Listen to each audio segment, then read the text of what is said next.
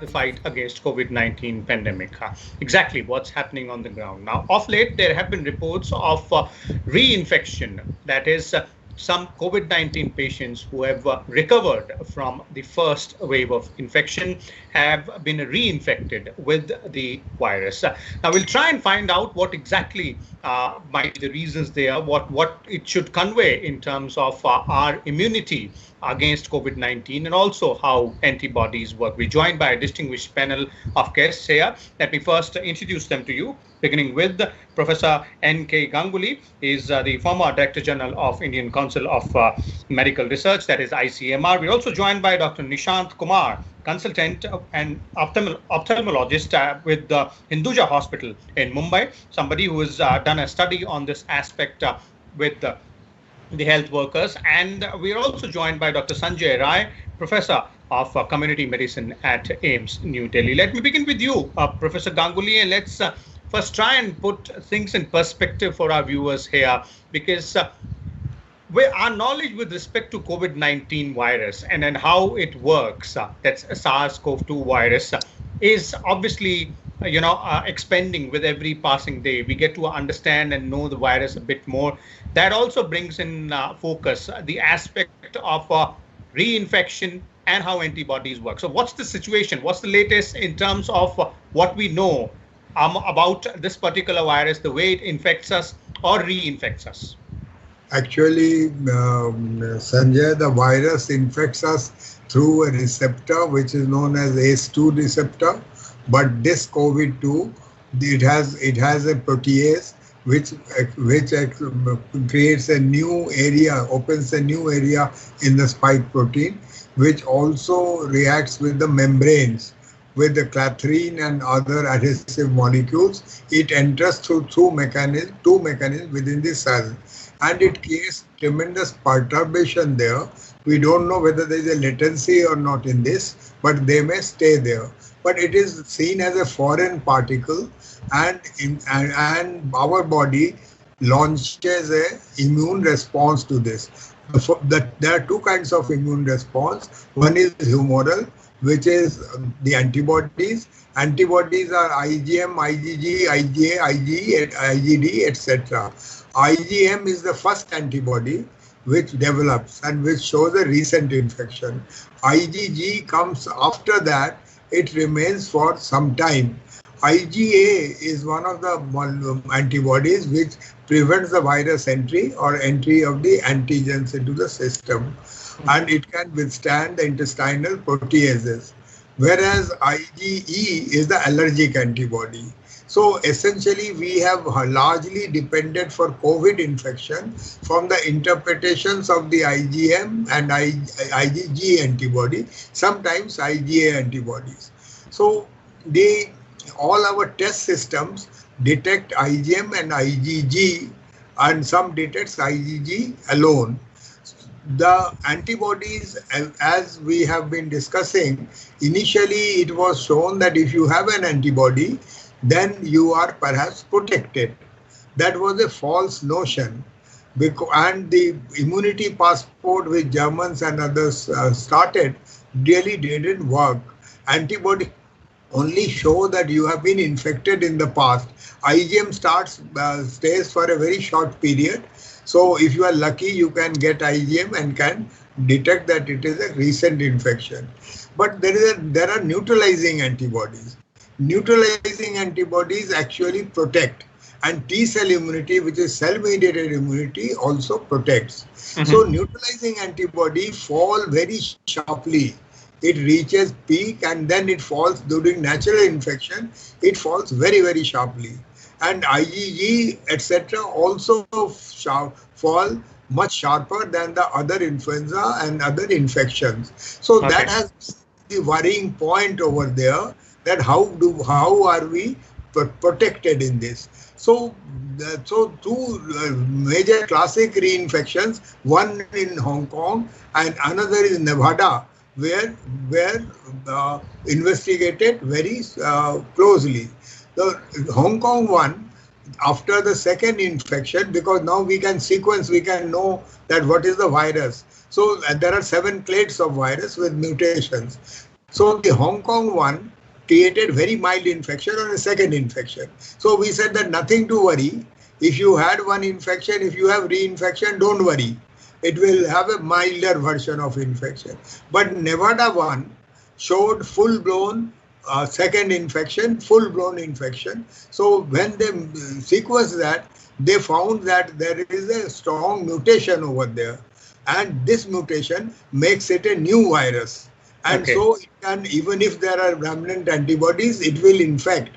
However, the vaccines are taking a conserved area. Up to now, they can handle mutation. I don't know whether in the future they will be able to handle mutation, because mutations are happening very rapidly. And with the mutations, we can now even predict whether this person will go to from outdoor to indoor or to ventilator, or mutations are being used to track also.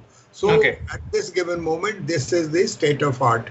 Okay, we'll come to the vaccine part a bit later, but one more question before I move on to Dr. Nishant here, to you, Professor Ganguly, and that is, now this means that the antibodies which are developed in the body after the first infection, or when the any human being is infected with that particular virus, do have a specific life in terms of the time frame till which they will be present in the body to protect us from further infection. Is there a time limit which has been brought into focus here, perhaps maybe 50 days, 60 days, or is that something which is still under study? Bodies take time to develop. IgM takes about 7 days to 10 days to develop and then falls sharply. And if it is positive, you can say it's a recent infection. IgG antibodies have 21 days of half-life, and it remains there because there are memory cells in the IgG antibodies. If you again get exposed to the virus, it jumps again and sharply rises. However, that is why the IgG antibodies have been largely used for serosurveillance, that you had an experience with virus, and it is a signature which shows that you have had experience with virus. Problem here is this, that some of our other, for this particular infection, we are seeing that even IgG antibodies are dropping. And the signature of virus really doesn't help because we were not doing diagnostics properly. RT-PCR, if you do cycle-wise, if the virus load is very high, this is caught in a higher cycles, and if the virus load is very low, they are caught in a lower number of cycles. So the lower number of cycles and higher number of cycles have not been used in our country. Like if you have a very small viral load, you might not transmit it. So you might have to do twice the test to really see that whether you will be transmitter and have your virus load has increased. So that is how we learn about it. But antibodies at this time, the IgG antibodies are the signature which virus leaves in the form of antibodies, is used essentially for serosurveillance, but not for immunity. Immunity is neutralizing antibodies. Okay. That explains a little bit, and it makes it much more clearer out here. But Dr. Nishant, I'd like to, seek your views on or further clarify about the reinfection part, and also how does your study, correlate with this particular aspect of reinfection and the lifeline of or the lifetime of the antibodies within human being? So thank you for having me, number one. Number two, we were doing a large study, which is through my charitable foundation, where we looked at 800 doctors, nurses, and ancillary workers, and also part of a sero survey. I think we're one of the earliest sero surveys that was done in Mumbai, which was one of the biggest hotspots that we had in the country. And as you know, a lot of doctors, unfortunately, have lost their lives, a lot of nurses have lost their lives. So this was done in June, and you've got to take this kind of, that every month the sero surveillance data is going to keep changing. But what we found is that, that 1 in 10, more than 1 in 10, 11% of people had developed antibodies in the healthcare workers, which was less than what we're now seeing in kind of on the serosurveillance data otherwise, which was good for us because, we thought the numbers would be much higher. That means that the PPE kit protocols or protection protocols had helped to some extent. What we also noticed was that the ancillary workers, these are your cleaners, porters, the people who are not the doctors and nurses, but are very integral part of hospitals, they were far more infected than kind of the doctors and nurses. So 20% versus 7%. Which basically tells us that, that these are the people who are, the ayabais, the mamas, the maushis. They are not maybe being as educated, and the protection protocols are not as severely followed for them. But the thing is that they're the ones who are cleaning you, changing you. So if they're infected and they could spread the infections, they become super spreaders. So that was one more lesson we learned, that, that we need to spend more effort educating these people who are by and large pretty ignored in the hierarchy of medical systems. Mm-hmm. And the third thing that we found was that this designation of COVID versus non-COVID hospitals is probably theoretical, where I think everyone agrees that we're seeing just as many COVID patients in non-COVID hospitals now before they get diagnosed. So the seroprevalence of people who are working in non-COVID hospitals is actually higher. Mm-hmm. So the doctors may be having a false sense of security that I'm in a non-COVID hospital, therefore maybe letting down their guard as compared to somebody who's working in a COVID hospital. So we found that, that in non-COVID hospitals, the seroprevalence rate was much higher among doctors, nurses, ancillary workers as compared to COVID hospitals. Mm-hmm. So that was kind of baseline data. The more significant or exciting data that came out was that we found that there was a bunch of people, about 65 people, who were already PCR positive and had resumed duties. That means that they've had an infection and they'd come back to work. We looked at them to see how many of them yet had antibodies. And what was surprising is that after 50 days or after 7 weeks, none of them had any antibodies. Okay. So if you looked at kind of, obviously for the first 2 weeks, you're quarantined, so we didn't have anyone in that group. Between 2 to 3 weeks, it's on an ascendancy, as Dr. Ganguly very nicely pointed out. So about 40 to 50% of them had it. Between 3 to 4 weeks, 90% of people had developed antibodies.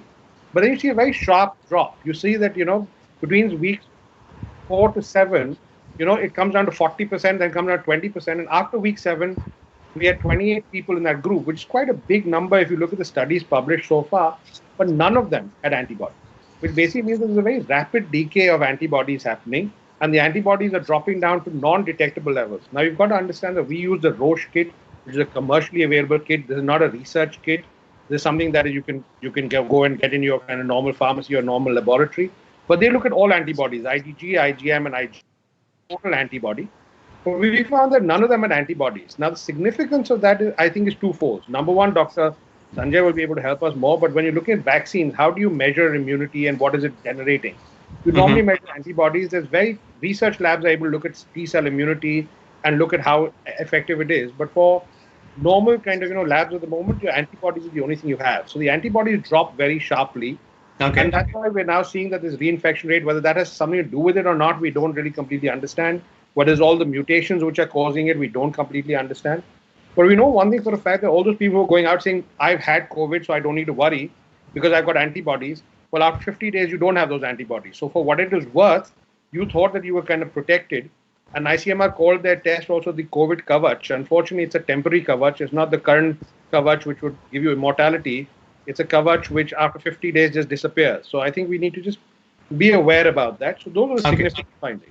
Okay. So clearly, makes things much more clearer here that the lifespan of antibodies in a human being is somewhere around 7 weeks, as Dr. Nishant is saying, and the reinfection cases which are now coming to light does give credence to these particular findings. Let me bring in Dr. Sanjay here. Dr. Sanjay, your views on this concept of reinfection and how antibodies work, and the most important aspect here.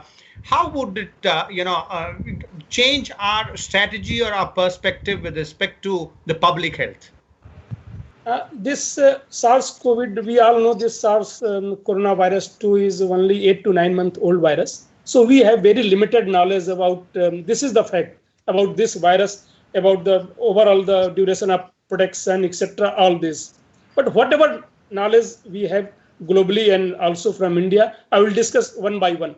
Mm-hmm. Also, WHO has officially said that this virus, protection from this virus after infection is not a guarantee for, also Dr. Ganguly mentioned, for immunity passport, definitely you can't provide a guarantee.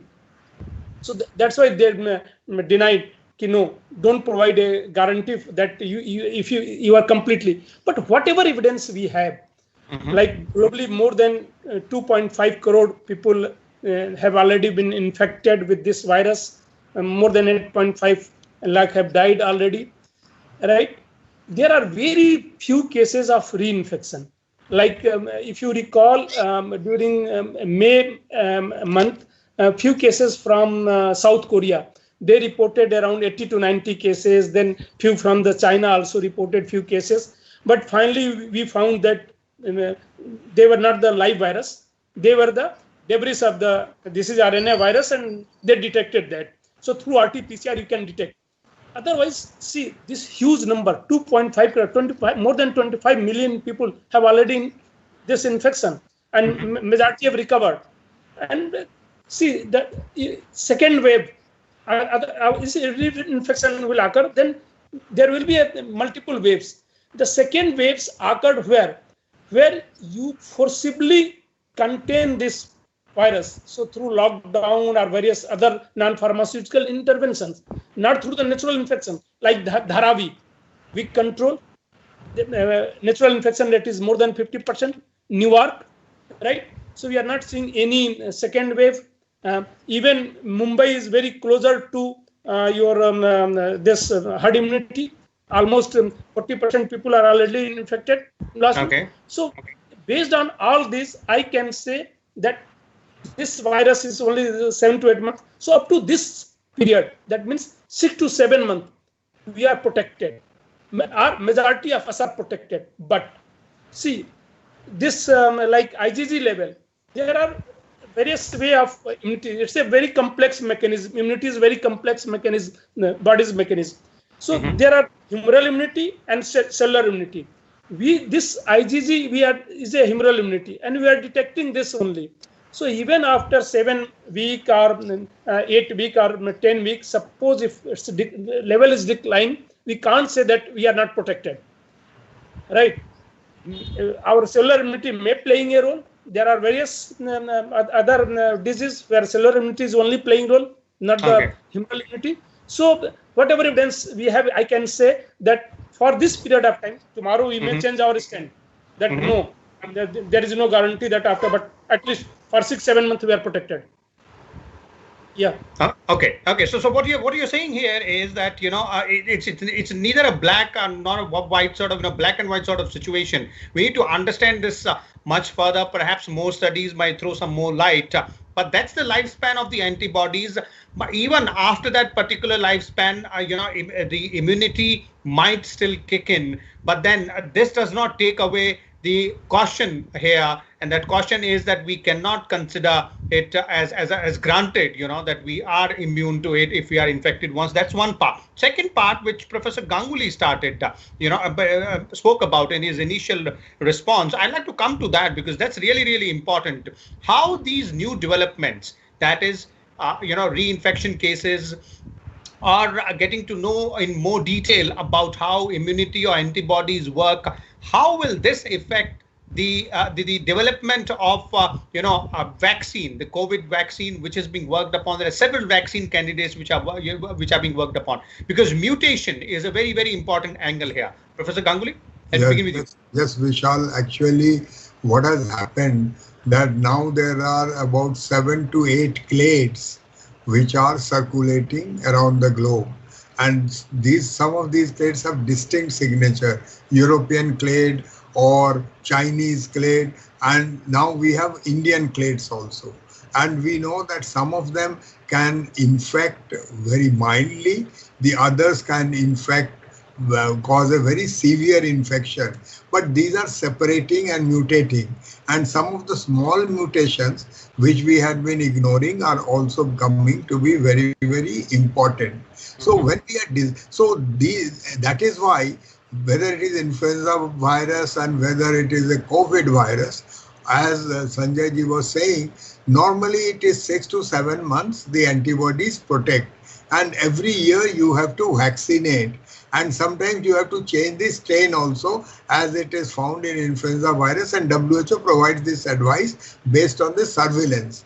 I think same will be happening for COVID also, that it might be an yearly vaccination. But in the vaccine design, what people are doing, because if it mutates so much it will become very difficult to really protect. So there is a receptor binding domain in the spike 1 and spike 2 proteins. This particular area has a conserved area, which is common to all the COVID-19 viruses and will remain common. So people, with the vaccine design, they choose this area so that the protection, even if some mutation occurs, protection will still happen. So vaccine, when it is given, will not be like antibodies. These will be protecting. The problem comes that they need to produce good neutralizing antibodies. Okay. So not all the vaccines are producing that height. The neutralizing antibody assays are very difficult. They are done in two ways. One in the live virus neutralizing antibody, using live viruses. You need BSL-3 facility for that.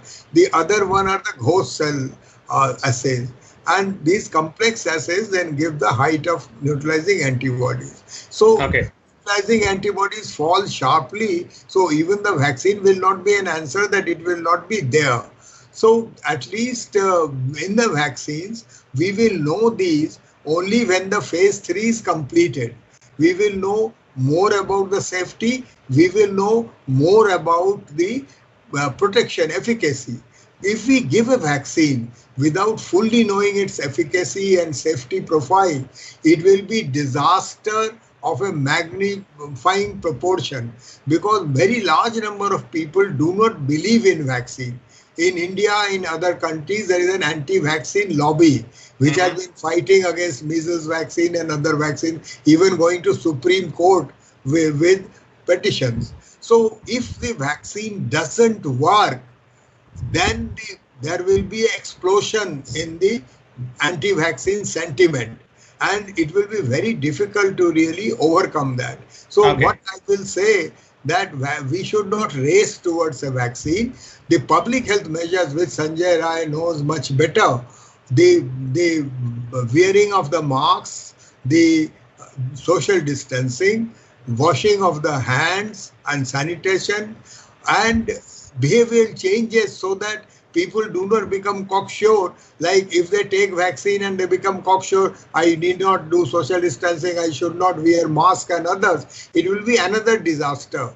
So here the behavioral people and public health people like Dr. Sanjay and others need to work with the communities to create a confidence in them, and know where we should break that confidence by creating a prescription that just give after it is an epidemic of a pandemic of a big proportion.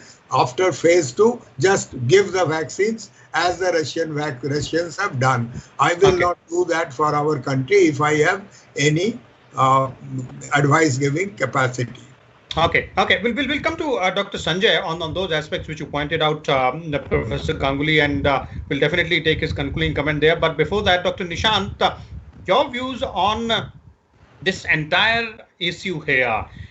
We getting to know a lot more at every stage, at every bend, every turn about how this virus works.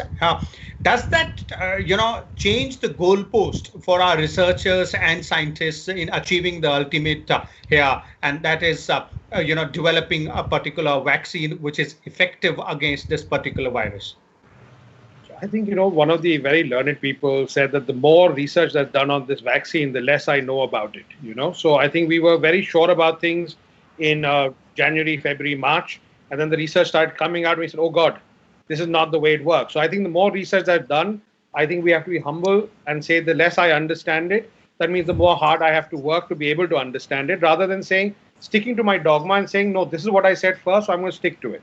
So I think luckily we've been very fluid about it.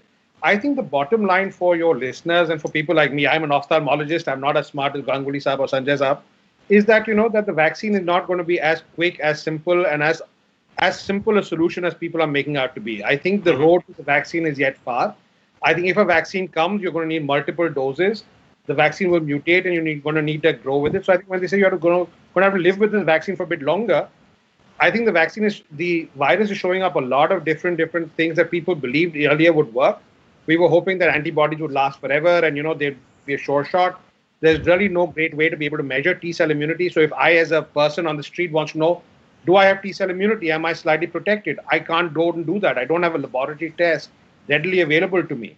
So what we have at the moment is some good science to tell you that, listen, you need to protect yourself. Bottom line, the vaccine is going to be a while away. I don't think we should be in a rush to launch a vaccine. I think there have been lots of vaccines that have ended up in disaster. A good one was the dengue vaccine. Sanjay Saab will be able to tell you, after the vaccine, more people died of dengue than before the vaccine. So, so vaccines are a very complex issue. It's not as simple as saying, oh, I gave it and then I'm protected for life.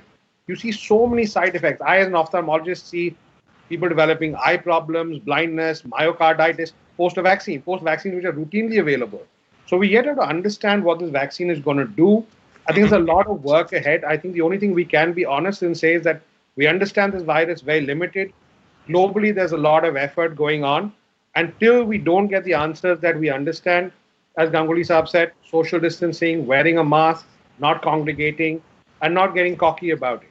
Okay. So as you said, if I sum it up correctly, being humble about our knowledge about the virus and not lowering our guard against the virus at the same time as well. Would you agree, Dr. Sanjay Dea? Concluding comments from you. Yeah, absolutely agree. See, the best way to prevent is to avoid being exposed to this virus. We don't have any vaccine. We don't have any effective treatment. So this is the best way. And how can we avoid? Both Dr. Ganguly and Dr. Nishant, they have nicely summarized this, like wearing masks, etc., all these non-pharmaceutical interventions. So I fully agree with them. Okay. Well, thank you so much, Professor Ganguly, Dr. Nishant, and Dr. Sanjay for being with us and sharing your views with us and our viewers on this aspect of reinfection and how the antibodies work vis-a-vis COVID-19. How does our immune system work against this particular virus? As one of our panelists pointed out, the crux is that we need to be humble about our knowledge of this particular virus and